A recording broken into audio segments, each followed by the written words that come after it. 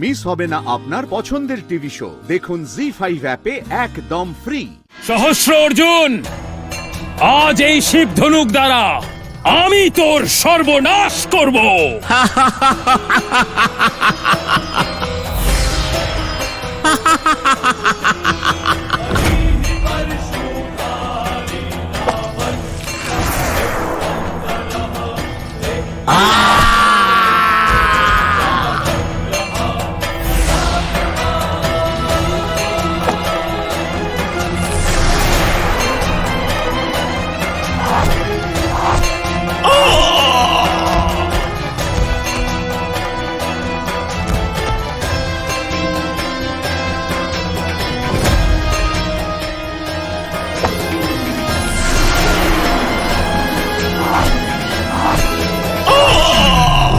আর এইভাবে পরশুরাম সহস্র অর্জুনের সহস্র ভুজা কেটে ফেলে ওর এবং ওর বংশের সকলের বিনাশ করেন দেবর্ষি। যুদ্ধের পরেও পরশুরামের হাত থেকে সেই ধনুক আলাদা হয়নি, কারণ ওনার হাতে অধর্ম হয়েছিল। এ কি হচ্ছে আমার সঙ্গে? সহস্র অর্জুন অধার্মিক ছিল, কিন্তু তার বংশের লোকেরা কোনো পাপ করেনি। কিন্তু ক্রুদ্ধ হয়ে পরশুরাম সবাইকে বধ করেন। আর সেই পাপ থেকে মুক্ত হওয়ার জন্য পরশুরাম ব্রহ্মপুত্রে গিয়ে ঘোর তপস্যা করেন। ওম নমঃ শিবায়, ওম নমঃ শিবায়। আর প্রতিজ্ঞা করেন যে উনি আর কখনোই অস্ত্র ধারণ করবেন না। কিন্তু এর পরেও পরশুরামের সম্মুখে এক বিরাট সমস্যা উপস্থিত হয় যে উনি সেই ধনুক কোথায় রাখবেন। তখন তিনি যদুবংশে গিয়ে রাজা যদুর কাছে সেই ধনুক রেখে তপস্যা করতে চলে যান। সেদিন থেকে সেই ধনুক মথুরায় আছে। নারায়ণ নারায়ণ, যদি এই পাপী কংসের সাধনার ফলে এই ধনুক জাগ্রত হয় আর পরমাবতার শ্রীকৃষ্ণের উপর বাণ নিক্ষেপ করে, তাহলে তো সংসারে অনর্থ হয়ে যাবে। এতে কোনো সংশয় নেই দেবর্ষি। তখন কানাই কিভাবে বাঁচবেন? এখন সেটা কানাই জানে দেবর্ষি। এই ধনুককে জাগ্রত করার থেকে কিভাবে আটকানো যায়। হে শিব ধনুক, আপনার শক্তি আর আপনার তেজকে ভগবান কংসের প্রণাম। আমি এই সত্যকে জানি যে আপনার থেকে নিক্ষেপিত বাণ কখনো নিষ্ফল হয় না। আপনার সম্মুখীন না বিষ্ণু হতে পারে না ব্রহ্মা। আপনার দ্বারাই পরম অবতার শ্রীকৃষ্ণের বিনাশ হবে।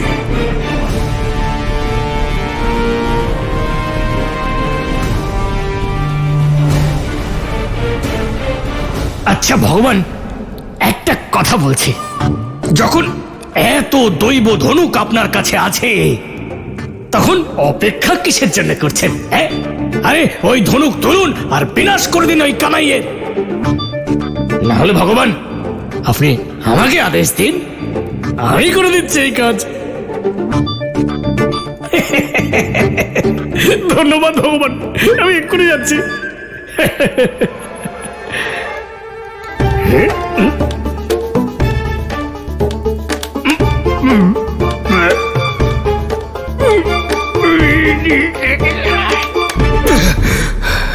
এটা কোনো সাধারণ ধনুক নয় মূর্খ, স্বয়ং মহাদেবের ধনুক, যাকে জাগ্রত করার জন্য আগে সাধনা করতে হয়। এটা তুলে নেওয়া যদি এতই সহজ হতো, তাহলে বিষ্ণুর ওই পরম অবতার শ্রীকৃষ্ণ এতদিন আমার হাত থেকে বাঁচত? ওঠো ওঠো, আমি আমার সাধনার দ্বারা একে জাগ্রত করব। যাও এখান থেকে।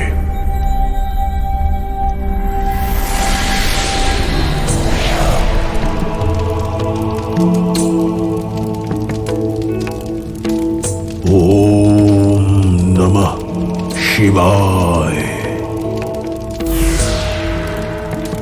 ওম নমঃ শিবায়। মামা, কোথায় তুমি মামা? কংস মামা, কোথায় আপনি? আপনার কাছে প্রশ্ন আছে, বেরিয়ে আসুন। আরে কি হয়েছে? ভগবানের দুজন প্রিয় ভাগ্নে ভগবানের সঙ্গে দেখা করার জন্য এত উতলা হয়ে উঠেছে? আমি শুনলাম যে তোমরা নগর ঘুরতে গিয়েছিলে, ওরা কিছু বলেছে নাকি? হ্যাঁ, তোমার ভগবান বিশ্বাসঘাতকতা করেছে, আমাদের সঙ্গে ছলনা করার চেষ্টা করেছে। কি যে বলো না, ছলনা আর ভগবান এমনটা হতেই পারে না, তাও নিজের প্রিয় ভাগ্নেদের সঙ্গে। এমন ভাবনা তো ভগবান ভাবতেও পারেন না। কিন্তু কাজে করতে পারেন। আরে কি করলেন উনি আবার? নিজের গজকে মদিরা পান করিয়ে পাঠিয়েছিলেন আমাদের বিনাশ করার জন্য। না না না, মিথ্যে মিথ্যে মিথ্যে, এটাই সব মিথ্যে। আরে ওই গজরাজ উন্মাদ হয়ে গিয়েছিল, ভগবান আমাকে আদেশ দিয়েছিলেন যাও গিয়ে আটকাও ওকে, কিন্তু তার আগে ভগবানের প্রিয় দুই শক্তিশালী ভাগ্নে ওই গজরাজের দুটো দাঁত ধরে উপড়ে ফেলে দিয়েছে। আমি জিজ্ঞেস করছি কংস মামা কোথায়? আমি কি করে জানবো যে ভগবান কোন ধামে বাস করছেন? কানাই, এই ভদ্রাক্ষ আমাদের বলবে না যে কংস মামা কোথায় আছে, কিন্তু আমার মুগুর জিজ্ঞেস করলে অবশ্যই বলবে। কোথায় কংস? বলো বলো। আরে আরে আরে, আমাকে কেন মারছো? আমায় ক্ষমা করে দাও, ক্ষমা করে দাও বলরাম। ক্ষমা নয়, শাস্তি দেব ভদ্রাক্ষ। দাঁড়াও বলরাম, প্রণাম গুরুদেব। প্রণাম গুরুদেব, আপনি এখানে? এই প্রেত তোমায় কংসের বিষয়ে বলবে না, আমি তোমায় জানাচ্ছি কংসের বিষয়ে। সে এই সময় শিবের সাধনা করছে। শিবের সাধনা? কি উদ্দেশ্যে? ধনুর্যজ্ঞের মাধ্যমে ওই ধনুককে জাগানোর জন্য, যে ধনুকের প্রহারে কেউ বেঁচে থাকে না। তোমাদের দুজনকে ওই ধনুর্যজ্ঞ ভঙ্গ করতে হবে, কারণ যদি ধনুর্যজ্ঞ সিদ্ধ হয়ে যায় তাহলে তাকে বধ করা অসম্ভব হয়ে দাঁড়াবে।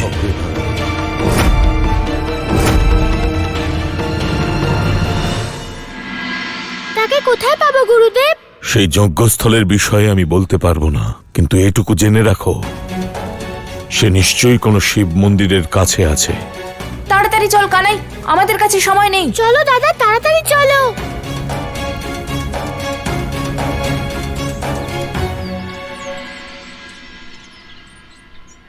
নন্দরাজ, কানাই চলে যাওয়ায় কেবল গৃহই শূন্য হয়নি, পুরো বৃন্দাবন শূন্য হয়ে গেছে।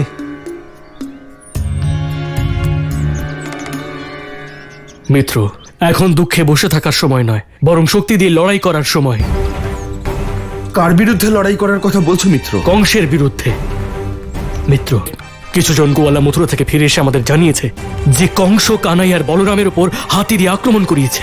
কি? হ্যাঁ? কানাইয়ার বলরাম কেমন আছে? মিত্র, ঈশ্বরের অশেষ কৃপা যে দুজনেই ভালো আছে,